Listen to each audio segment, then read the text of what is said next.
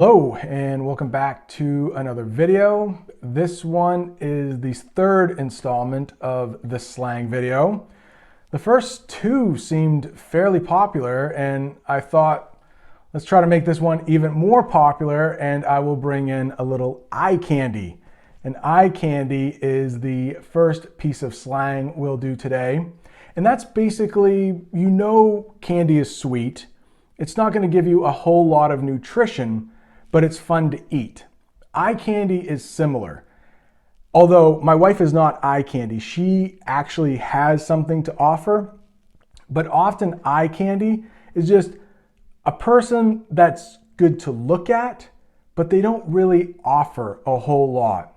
For example, if you're watching a television show, let's say a game show, the game show often has a host who does the hard work, but sometimes they have someone that looks pretty just to have viewers show up. It's kind of why I asked my wife today, but unlike normal eye candy, she actually is intelligent and she has something to offer. So I'm Jamie. I am Brent's better half, also known as his wife. You may have seen me popping in on some of his lives, and popping in is just sometimes I show up, sometimes I'm not there, so that's just a pop in. So the next slang word I'm going to talk about is basic. Basic is pretty much everybody has one. Like, I'm wearing a basic pullover. A lot of people where we live have this same pullover. So right now I'm dressed pretty basic, as people would call me. We call girls that dress alike or wear the same name brands or the same type of clothing, we call them a basic B. It's a word that rhymes with itch or witch. So we call those girls basic B. My daughter uses the word basic a lot. She is not a basic dresser. She tends to go for a vintage look or for clothes that people around our town do not wear. So she stands out, so she is not basic. So you would use the word basic when you're describing someone who doesn't stand out or who is not original. So some other qualities of a basic B would be a girl, or it could also be a boy, would be someone who spills the tea. Spills the tea is also another slang term that we use here in America, and spilling the tea would be basically that person tells gossip about someone or tells another person's business, or maybe tells someone something that that person wouldn't want anybody to know, or sharing a secret. So that is spilling the tea. Another quality that a basic B would have would be to throw some shade. If I was to throw some shade about Brent, I would be talking poorly about him, or I would give him some side eye. Side eye is another slang term where I would kind of give him a dirty look, that I wasn't happy with him. I do give him the side eye a lot in our house. He often doesn't see it because I, don't want to hurt his feelings.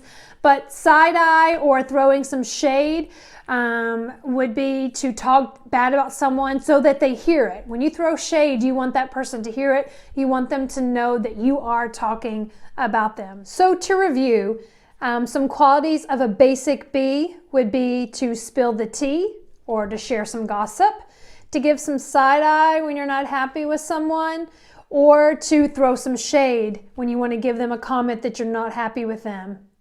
So you want to try to not be a basic B. The next slang term that we're going to discuss is ghosting. Ghosting is when you've been talking to someone online, perhaps on Tinder, Match.com, or any website or dating website where you're getting to know someone that you may want to date. And you've been talking to them for a while, for weeks, you've sent pictures to each other, you may have been texting to each other, and then all of a sudden, they drop off. You don't hear from them. They won't return your texts, they won't return your emails. They are ghosting you. You also want to be nice and never ghost anyone. Just tell somebody you're not interested anymore and then move on. So in other words, you become a ghost or they are dead to you. You know who would ghost somebody is a basic B. That's for sure. The next slang we're going to talk about is slay. Now, you may have heard of slay because it was in a recent big song by Beyonce. She uses it several times in the song Formation, where she talks about her own self slaying. Slay is when you do something really, really good. You could slay a test. That would mean that you got a good grade on it. You could slay an outfit. That means you look really, really good. You could slay a good meal that you've cooked.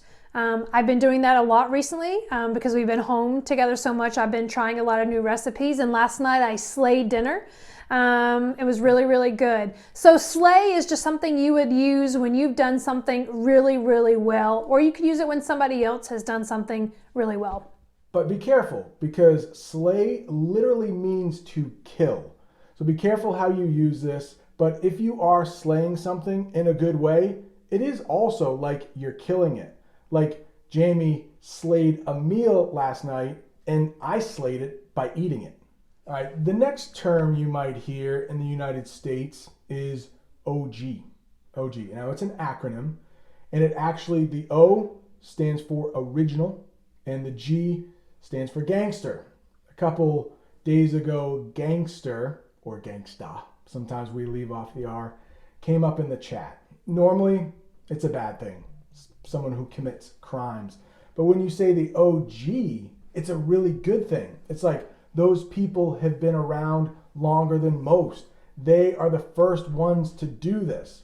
So in the Facebook group, I've called a couple people the OGs because they were around longer than anybody else. They were some of the first people to join, the OGs. In that last take, you might have noticed that I wasn't wearing my microphone and that Jamie was actually looking down at her phone. She had a pretty important call, but I think I slayed those last two takes, so I don't want to redo it because I'll only do worse. And as far as OGs go, Jamie would like me to mention that we might be the OGs of online dating. We told the story in a live stream back on April 14th, 2020. So if you want to learn a little bit more about that potentially cringy topic, you can take a look at that live stream. I mean, it could be cringy. Could be to some people. To some people. All right, my absolute favorite one on the list. Okay, boomer. Okay, boomer. Boomers are baby boomers. They were born after World War II. They're my mother's age. They're in their 70s and 80s. Jamie and I are in our 30s, so we are definitely not boomers. We're in our 30s. So we are definitely not boomers. But I often use that term when I can't get something to work in technology, possibly, or I'm just old and out of touch. I will jokingly refer to myself as a boomer. If you've ever watched the live streams, you'll notice that I mess up the chat quite a bit, that piece of technology. So you might hear me say, okay, boomer. But a lot of our students who are 13 think we are actually boomers. We are not. For people who are in their 30s, 30s, 40s, 30s, we're actually part of Gen X. That actually came up in a live stream recently too. We're not millennials. Our next slang term is peeps.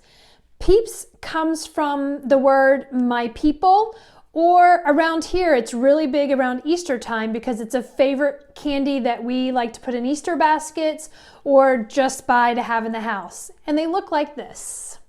They come in different flavors and I do not like them, but he really loves them, so we usually have them in our house for him to eat. They're like a marshmallow, glittery, gritty type candy that is just disgusting. It's like a marshmallow drenched in sugar. Yeah. It's really good. Disgusting. Cute, but disgusting. You would use the word peeps like if you're talking about people that you're really good friends with. For example, when I'm talking about my work peeps, those are people that I work with. When I talk about my peeps and I would be probably talking about my friends going to do something. My peeps and I are going out dancing. That means my friends and I are going out. So when you're referring to peeps, it's usually people that you enjoy being around, or you can refer to them as groups of people. Your work peeps, your school peeps, your dance peeps. That's how you would use the term peeps. So I'm going to take the last two and Jamie will just sit around and be eye candy. So the next one I'd like to talk about is AF.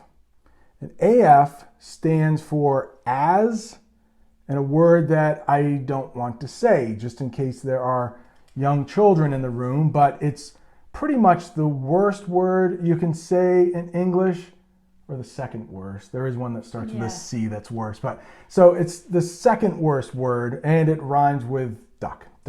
So you add this to the end of words that you want to emphasize.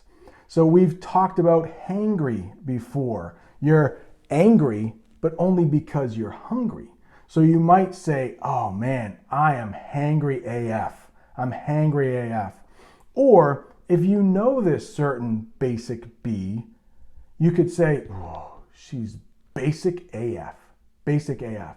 So it's something you could possibly say around your parents and your grandparents, and you wouldn't get in trouble, but people would know exactly what you meant. AF. Before we get to the last one, I just want to remind you, if you haven't subscribed yet, please subscribe. Maybe hit that like button. Maybe leave a comment. Tell Jamie how awesome she was.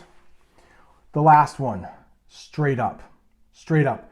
It's just another way you can tell someone that you are honestly feeling this way. Like, straight up. I love Peeps. I'm not sure why people don't. Marshmallows covered in sugar? How could you not? Straight up, I'm not a boomer. So instead of saying honestly, I'm not a boomer, say straight up. Or I need to be straight up with you. I don't like your attitude lately. Straight up. Anytime you want to be honest with someone. Thanks so much, guys, for watching our video. It was a little shaky today because it was my very first one, but I had a lot of fun. And our first one together too. I was a little off. I hope to be making another one, and I promise it'll be better next time. So until next time, we'll see you later. Take care.